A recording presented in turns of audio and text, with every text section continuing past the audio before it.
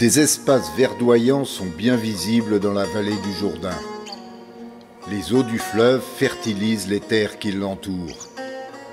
Ce jour-là, Jésus, en route vers Jérusalem, arrive à Jéricho. Le nom de la ville est ancré dans la mémoire de ses habitants. Ils en ont entendu parler depuis bien longtemps, comme lieu de naissance d'anciens cultes et par les histoires qui leur sont racontées. Jéricho aurait été interdite au peuple d'Israël qui aurait fait sonner 7 trompettes. Les murailles de la cité se seraient effondrées, permettant ainsi au peuple d'y entrer. C'est au moins ce que l'on raconte à la synagogue. Légende ou vérité, allez savoir. Toujours est-il que Jésus apporte un souffle nouveau, une autre manière de voir la vie. Les Juifs sont très attachés aux principes écrits dans les textes sacrés. Jésus, lui, propose de décaler le regard. Il offre une liberté nouvelle. Alors, évidemment, les habitants se déplacent quand il arrive.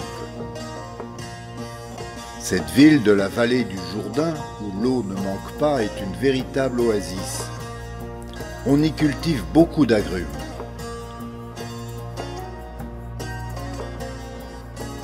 Des sycomores, bien connus comme symbole de réhabilitation, sont plantés ici et là. Les richesses sont abondantes à Jéricho et le commerce est florissant. L'administration romaine qui occupe tout le pays ne s'y est d'ailleurs pas trompée. Elle a installé là un bureau de douane dirigé par Zachée, le chef péager qui collecte les impôts dus à l'occupant. Zachée est devenu riche. Il n'est évidemment pas très apprécié des habitants et des négociants qui transitent par la ville. Il leur soutire beaucoup d'argent et de richesses au profit de l'occupant. Zachée est un petit homme qui s'intéresse à ce que dit Jésus. Ce Jésus a une réputation de bienveillance, de compréhension, d'écoute, de guérison même. Alors, il veut le voir et pas seulement par curiosité. Malheureusement, la foule l'empêche d'approcher.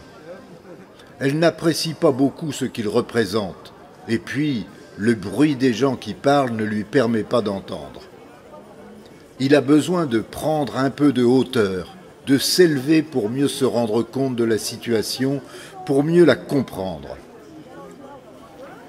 Alors il grimpe à un sycomore placé sur l'itinéraire suivi par Jésus. La scène est pour le moins étrange, presque risible. Un homme de son rang, monté dans un arbre.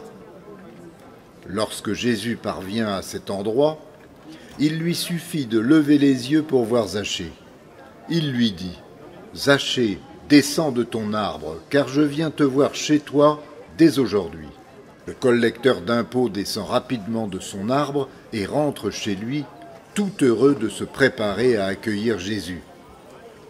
La foule, par contre, trouve cette rencontre au domicile du chef péager assez bizarre. C'est quand même lui qui s'enrichit sur le dos de ceux qui travaillent en percevant les impôts au profit des Romains.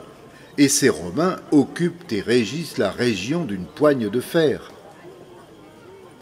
Un peu plus tard, plusieurs habitants de Jéricho murmurent entre eux. Il est entré chez un homme pécheur pour loger. Dans la maison, Zachée, debout en face de Jésus, dit « Écoute, Seigneur, je donne la moitié de mes biens aux pauvres, et si j'ai escroqué quelqu'un, je lui en rends 4 fois plus. » Le chef des péagers reconnaît par là son passé assez peu glorieux et s'engage à modifier sa manière de faire. Jésus lui répond « La grâce est venue sur cette maison.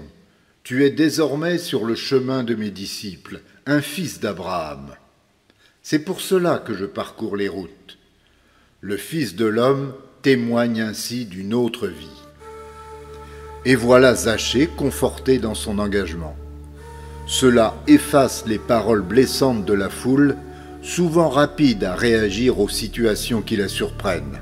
Zachée est réhabilité. Il retrouve sa place à ses propres yeux et dans ceux de la société qui l'entoure.